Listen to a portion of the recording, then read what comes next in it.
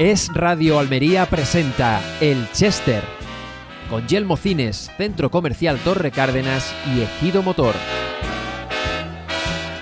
Pues efectivamente, una semana más estamos aquí en el Chester y como ya estáis pudiendo ver, es un Chester absolutamente diferente. Ahora explicaré por qué. En lo que no es diferente es en que tenemos que arrancar este Chester dando las gracias a los amigos del Centro Comercial Torre Cárdenas, que es donde estamos, a los amigos de Yelmo Cines del propio Centro Comercial Torre Cárdenas, que es donde estamos, aunque hoy se nos vea un poco menos, y por supuesto a los amigos de Ejido Motor Almería, que es un concesionario multimarca recién llegado a Almería con un montón de marcas: Fiat, Fiat Professional, Abarth, Jeep, Alfa Romeo, junto al cementerio en carretera Granada, y que además tienen servicio técnico en carretera Granada un poquito más arriba, frente a la Coca-Cola. Bueno, hoy se ha subido al Chester un miembro de las fuerzas y cuerpos de seguridad del Estado, porque, bueno, en estos días se está hablando mucho de las fuerzas y cuerpos de seguridad del Estado y de todo lo que está pasando en Valencia, y hemos querido aprovechar para hablar con uno de sus representantes, pero como vais a escuchar enseguida, ya estáis viendo que por motivos de seguridad pues no vamos a identificarlo, y además bueno, no se va a identificar la imagen, y además su voz se va a escuchar distorsionada. Bienvenido al Chester. Muy buenos días. Muchas gracias, Víctor. Muchas gracias por estar con nosotros. Bueno, al final esto es yo te comentaba antes de la entrevista que es un formato nuevo, que me apetece, porque al final es un formato diferente, pero que no lo hacemos porque me apetezca a mí, sino porque efectivamente pues hay que preservar una cierta intimidad y confidencialidad un poco de un representante de las fuerzas y cuerpos de seguridad del Estado como eres tú, ¿verdad? Verdad, así es. Muchas gracias. Bueno, hemos querido hacer esta entrevista, vamos a hablar de muchas cosas, pero en principio la percha de la entrevista, lo que nos llama a la entrevista es pues todo lo que ha sucedido en España en los últimos días, en las últimas semanas, a propósito de la terrible tragedia de Valencia y la labor que estáis haciendo vosotros, los miembros de las fuerzas y cuerpos de seguridad del Estado allí, ¿verdad? Sí, bueno, pues efectivamente, Víctor, ha sucedido una gran catástrofe en Valencia. Permíteme que inicie la entrevista pues dándole el pésame a todos aquellos familiares, amigos y compañeros de todos los fallecidos en Valencia, que por desgracia unos son muchos, más de uno es una multitud. Y bueno, continuando con eso, efectivamente, la labor que están haciendo la Fuerza y Cuerpo de Seguridad del Estado y las locales es muy importante desde el minuto uno, porque no nos olvidemos que también todos ellos han sido afectados. También ha habido familiares suyos que han tenido problemas, han perdido medios materiales y han estado ahí al pie del cañón. Han estado encima de muros, hemos tenido conocimiento de compañeros que han tenido que subirse a muros, otros a árboles, pasando hipotermia 4 horas encima de un muro. Entonces, claro, para ellos también ha sido complicado. O sea, han tenido las mismas complicaciones que las personas civiles, es decir, los que no son Fuerza y Cuerpo de Seguridad del Estado, y además han tenido que ayudar a todas esas personas. Tienen un mérito bastante importante desde nuestro punto de vista. Hay compañeros de Almería allí, ¿verdad? ¿No? Sí, efectivamente, hay compañeros de Almería. He podido saber que de lo que es Guardia Civil se ha desplazado, o están allí desplazados, la USECI y también los compañeros del GEA. Uh-huh. Bueno, al final, viendo un poco la necesidad que hay, uno se hace la reflexión: estos señores, vosotros, estáis hechos de otra pasta. Es decir, al final buscáis el sitio más inhóspito, buscáis el lugar más desagradable donde desarrollar vuestra labor, porque al final lo que vosotros tenéis es vocación de ayuda. Claro, efectivamente, Víctor, no nos olvidemos que seguimos siendo personas de carne y hueso. También tenemos nuestras familias, tenemos nuestra dificultad de llegar a final de mes como cualquier otro ciudadano. Pero sí es verdad lo que has dicho sobre el tema de esa vocación, ¿no?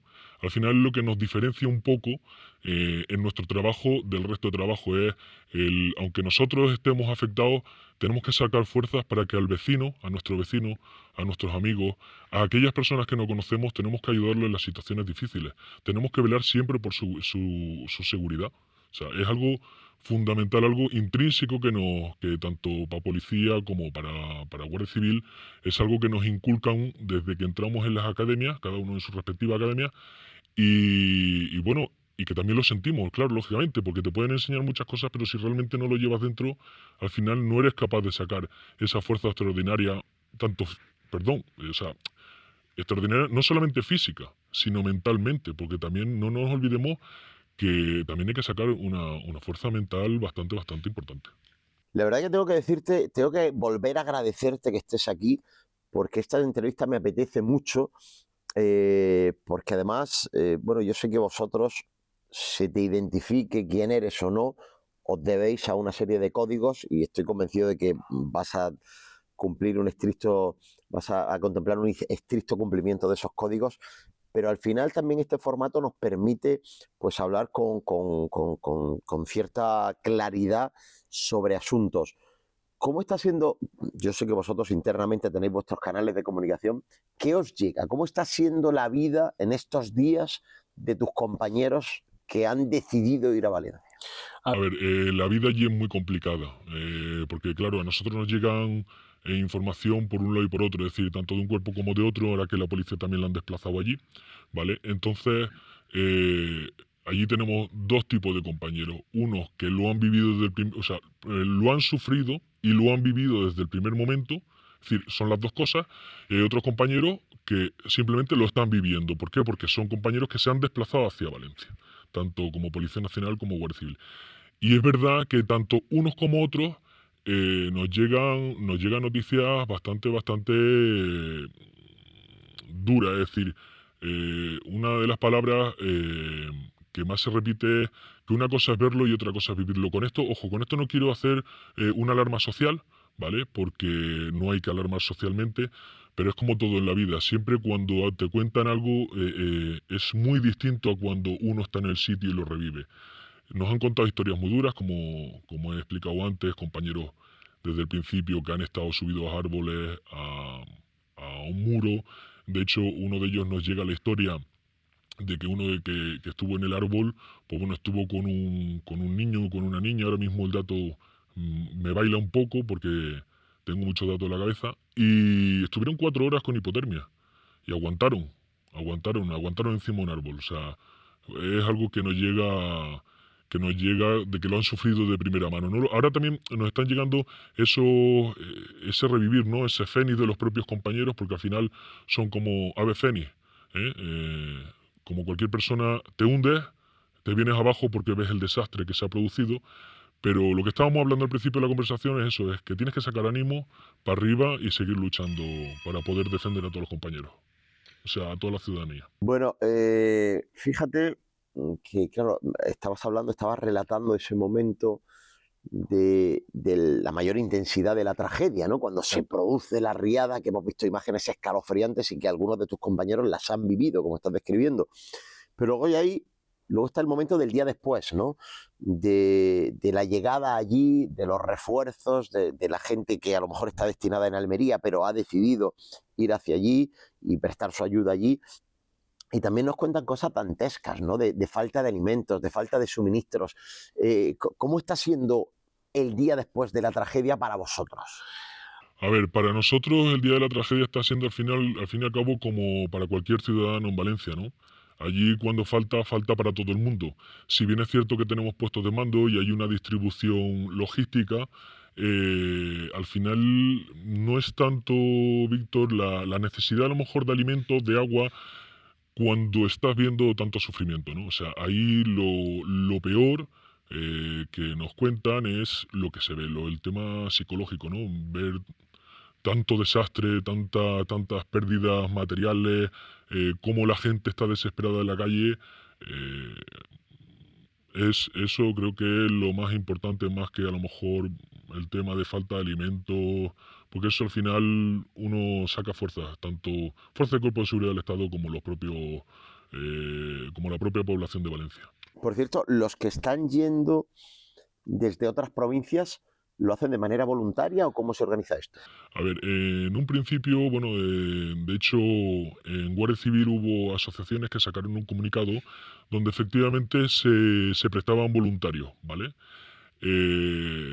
Y todavía siguen siendo voluntarios. Hay muchos que solicitan ir a la zona de catástrofe de forma voluntaria, sí. Bueno, al final, yo creo que una situación como esta, una de las cosas que nos ha enseñado es, yo lo vengo repitiendo desde hace semanas, es que hemos construido un país en el que hay mucha gente que piensa que sabe de todo y que sabe más que nadie de todo. E incluso nos atrevemos, cualquiera sin ningún tipo de preparación, a dar lecciones acerca de lo que había que haber hecho en una situación en la que, primero, la naturaleza, por mucho que nos esforcemos, nunca es 100% predecible, y en una situación en la que seguramente lo que ha ocurrido ha superado todas las previsiones en cuanto a litros por metro cuadrado, en cuanto a duración de la situación, en cuanto a cómo se ha comportado el agua, que el agua no entiende de normas, ni entiende de caminos, ni entiende de cauces. Vuestra impresión, porque está la versión esta de que, bueno, la versión un poco de Heidi, de que, bueno, todo esto se podía haber evitado. Yo no sé si se podía haber evitado. ¿Tú crees que la coordinación en general se podría haber hecho mejor? ¿Qué se dice en vuestros ambientes, respetando siempre, insisto, vuestras normas y vuestros códigos? A ver, Víctor, con esto yo, bueno, hablo personalmente como profesional, ¿no? No hablo de lo que se ha organizado, todo siempre es mejorable, partamos de la base de que todo siempre es mejorable. Pero mira, yo te voy a poner un caso muy simple, es decir, yo he escuchado, o bueno, tengo conocimiento de que ha habido muchas críticas sobre el tema de que no dejaban entrar a voluntarios en las zonas afectadas, que bueno, que en un principio había compañeros de fuerza y cuerpo de seguridad que solicitaban ir y bueno, pues que en un principio no se le aceptaba o bien no hacían caso a sus peticiones, ¿no? Aquí hay que tener una cosa muy clara. El exceso muchas veces de mano en una ayuda puede producir caos. Sobre todo de mano que no sabe exactamente lo que tiene que hacer. Claro, bueno, exactamente, pero bueno, no olvidemos que es la buena intención que tiene la gente, ¿vale? Pero claro, todo eso hay que coordinarlo. Es mucha gente la que se presenta en Valencia. Entonces, el exceso de personas sin estar coordinadas, lo que pueden producir es, esa descoordinación puede producir unos atrasos o unos perjuicios a la hora de poder ayudar a los valencianos. Todo eso se tiene que coordinar y eso la gente lo tiene que entender. Es más, yo de verdad no me gustaría ser ningún mando de policía o de guardia civil que tuviese que vivir una catástrofe como esa, porque es muy complicado tener que gestionar algo, porque como bien has dicho, al ser tan impredecible, tienes que tomar decisiones en cuestión de horas, de minutos, de segundos. ¿Que se podía haber hecho mejor? Sí, bueno, sí, es porque lo que he dicho antes, siempre se puede hacer mejor. Responsabilidades, nosotros no somos quien los que vamos a decir quién tiene la responsabilidad, pero bueno, eso ya cuando se restaure la vida normal en todos los pueblos afectados de Valencia, pues bueno, pues ya quien sea tendrá que dirimir si las cosas se han hecho bien, si no se han hecho bien. Nosotros pensamos que es complicado esa coordinación, es complicado ese amontonamiento de gente que quería, que por supuesto se le agradece, ¿no? Pero que querían echar una mano de forma sin estar coordinados y bueno, creo que es complicado. Creo que se ha hecho lo mejor que se puede. Yo siempre digo que hoy por hoy los medios de comunicación pues suponemos una gran ayuda en muchas cosas, pero en otro este acceso de gran caudal a la información en el que todo el mundo se convierte en protagonista de la información, todo el mundo se convierte en fuente informativa, los que saben, los que no saben, los que tienen intereses particulares, los que no, los que vuelcan su indignación, pues al final se convierte todo en un totum revolutum que hace complicado discernir lo que es verdad y lo que es mentira. Hemos escuchado frases como, por ejemplo, a este pueblo en concreto, 5 días después de la tragedia, todavía no han llegado las fuerzas de seguridad. Nos dicen que nos vayamos los voluntarios, pero aquí no hay nadie. Si nos vamos se queda esto solo. uno nunca sabe si fiarse de esas cosas que dice una persona en concreto y que no sabemos por qué la dice, ¿no? Claro, efectivamente ahí lo que has dicho es un problema bastante importante que tenemos ahora mismo con el tema de la información. Es más, hemos visto en televisión, en varias cadenas, ¿no? Gente de un pueblo subiéndose a un repetidor porque había llegado por alguna red social de que se había roto una presa o que venía otra vez un montón de agua y la gente se subió a la montaña. Ese exceso de información es muy peligrosa. Es decir, cuando tenemos que tener información debemos de recurrir siempre a medios oficiales, a informativos como por ejemplo es radio, como es por ejemplo tu programa, o bueno, otras cadenas, digo radio porque estoy siendo entrevistado por vosotros, ¿no? Pero hay que ir a medios oficiales, no podemos guiarnos por esas redes sociales que hay gente, como bien has dicho, que todo el mundo de repente se convierte en periodista y yo informo y yo digo, no, vamos a tener un poco de paciencia. Sabemos desde la Fuerza y Cuerpo de Seguridad del Estado, sabemos que es muy complicado mantener una tranquilidad ante, o sea, tener una tranquilidad teniendo el miedo de que se pueda volver a repetir, porque también es verdad que a la EMET volvía a decir que iban a haber otra vez fuertes lluvias, claro, la gente está en alarma. Hay que intentar mantener la calma, intentar que informarse por medios o tanto oficiales, bien sea por los medios que pone los ministerios, tanto el Ministerio del Interior como el gobierno o como los medios de comunicación veraces. Bueno, no sé si tus compañeros que están allí, lo que te llegan, tienen la sensación de que se ha actuado con lentitud o simplemente vosotros ni siquiera os metéis en eso ni os paráis a discernir eso, sino que vais a lo que os dicen, a trabajar y dejar las valoraciones para otros, no lo sé. Mira, Víctor, yo con respecto a esto te voy a hablar de la experiencia profesional que yo tengo. Es verdad que la información que nos llega es que todo el mundo tiene la percepción de que se ha tardado bastante, ¿vale? Yo no he estado allí, pero sí te puedo informar de una cosa. Yo he estado trabajando y cuando he tenido algún problema, o sea, algún ciudadano ha tenido algún problema, lo típico de que tiene algún desmayo y no viene la ambulancia y a lo mejor la ambulancia ha podido tardar 5 minutos, pero para esa persona es una eternidad, ¿vale? Es verdad que la comparación que estoy haciendo no es muy símil porque al final estamos hablando de días.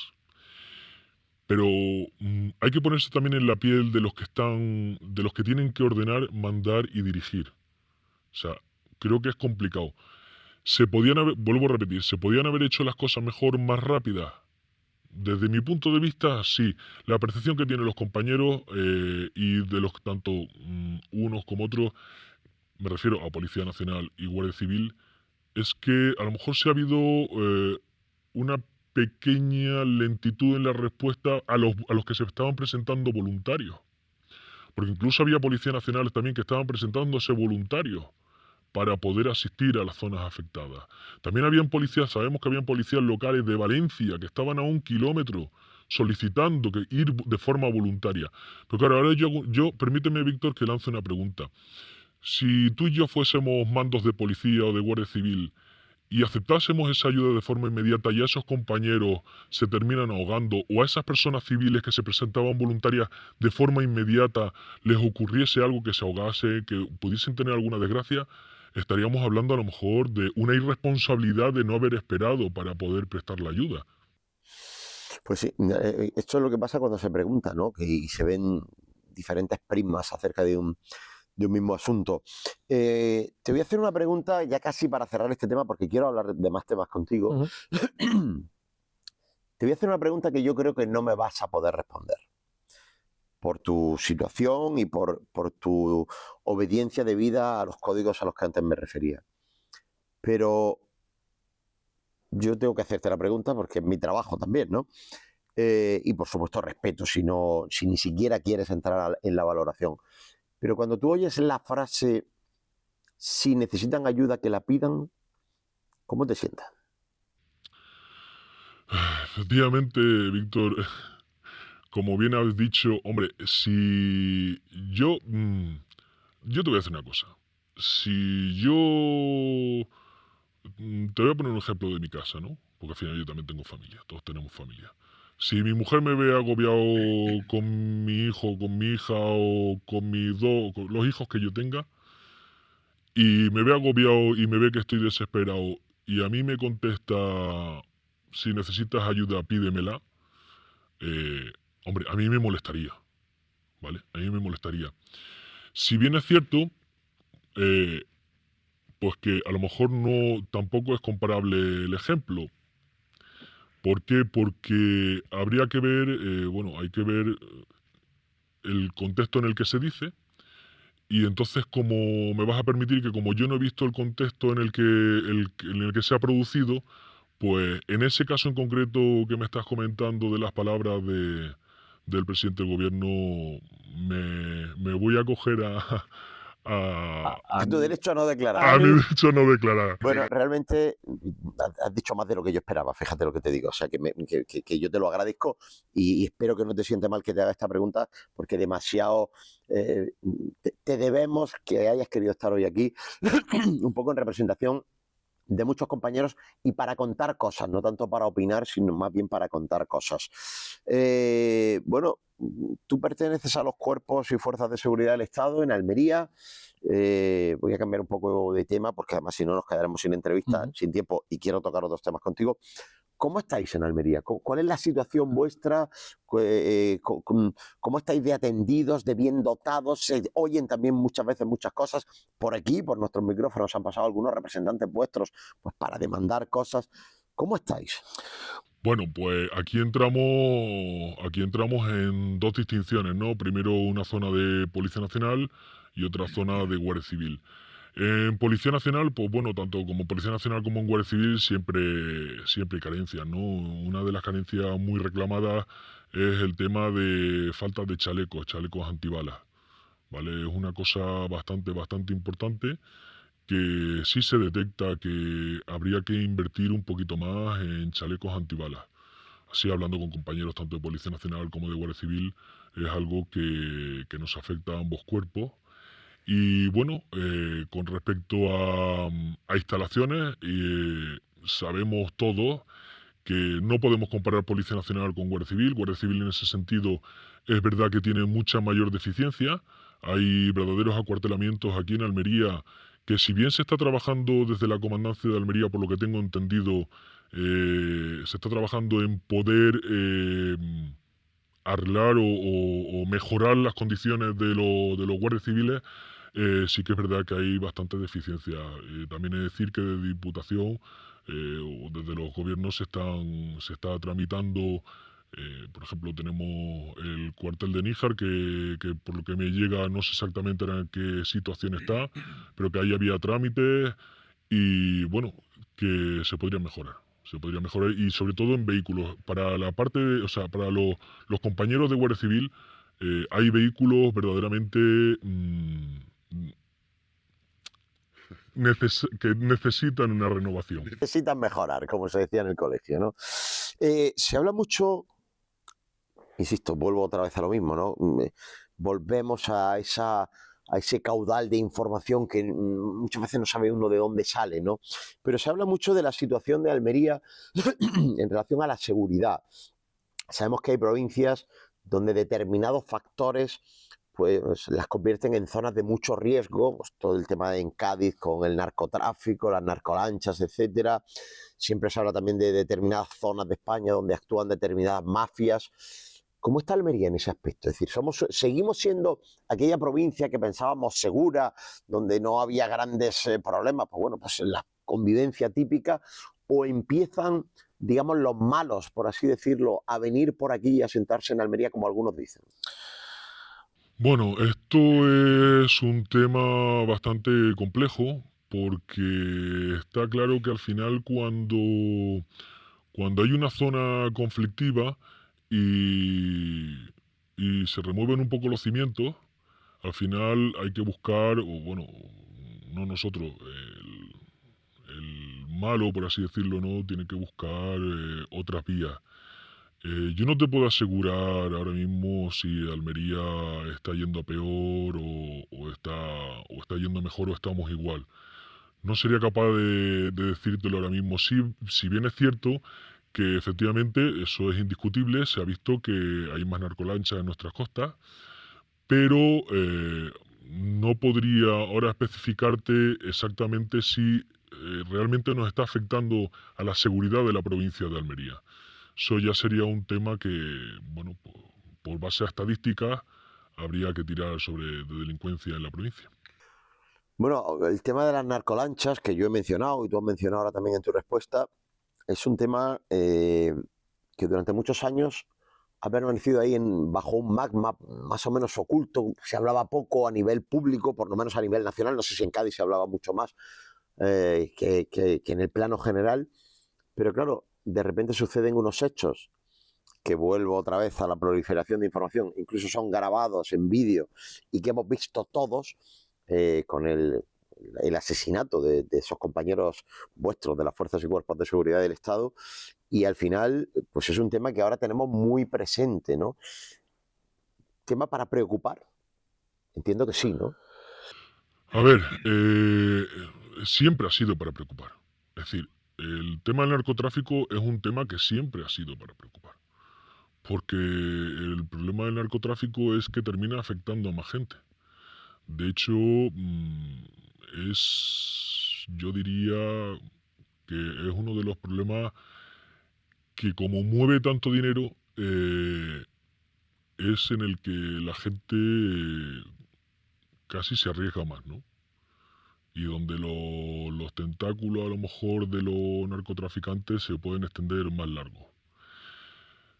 Pero, como bien te digo, aquí en la provincia de Almería ahora mismo yo no sabría, o sea, no te puedo contestar a decirte si es un tema que se está grabando. Si bien es cierto estamos viendo más, eso habría que tirar y me va a permitir que te desvíe estadística. El otro día hablaba el alcalde de Níjar, que, bueno, iba a decir parece ser, es evidente que es la zona costera de Almería que más está siendo afectada por este tema, exigía al gobierno de España más dotación y decía, con lo que hay en la provincia de Almería y el desplazamiento que se está produciendo de narcolanchas que estaban focalizadas en la costa de Cádiz y que ahora llevan todo el verano y todo el otoño, porque durante el mes de octubre, hasta que no ha empezado el mal tiempo, denunciaba el alcalde de Níjar que están llegando con mucha asiduidad. Decía el alcalde de Níjar, con la actual dotación que tenemos es imposible hacerle frente. Es absoluta, perentoriamente necesaria más dotación para combatir esto en la costa de Almería, en concreto en la costa de Níjar. Así a simple vista, tirando un poco de sentido común, parece que no vaya muy desencaminado, ¿no? Mira, Víctor, en este sentido, permíteme que haga una pequeña puntualización, ¿no? ¿Más dotación de qué? La pregunta es ¿de qué? ¿Vale?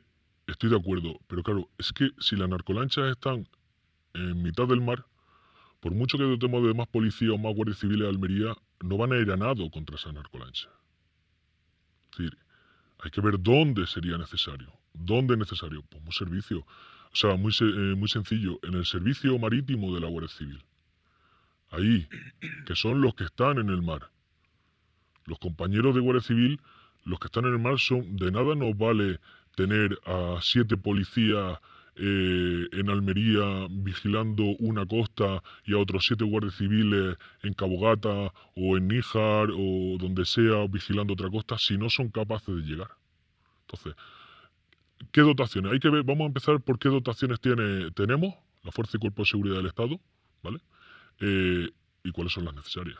Yo, desde mi punto de vista como profesional y como contacto que tengo tanto con compañeros de Policía Nacional como de Guardia Civil, pienso que la mayor inversión ahora mismo sería en el servicio marítimo.